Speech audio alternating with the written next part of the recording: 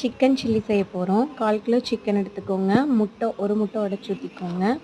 அப்புறம் மிளகாத்தூள், சோம்பு, மஞ்சத்தூள், இஞ்சி பூண்டு பேஸ்ட், அதுக்கப்புறம் 2 டீஸ்பூன் கார்ன்ஃப்ளவர் மாவு. ஸோ அதை என்ன பண்ணுறீங்க அப்படின்னா நல்லா மிக்ஸ் பண்ணிக்கிறீங்க.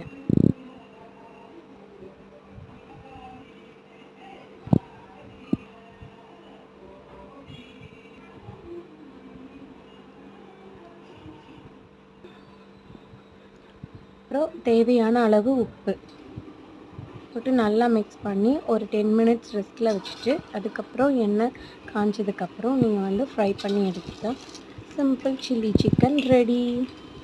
நீங்களும் உங்கள் வீட்டில் ட்ரை பண்ணுங்கள், டேஸ்ட் பண்ணுங்கள். உங்களுக்கு பிடிச்சிருந்தா லைக் பண்ணுங்கள். தேங்க்யூ.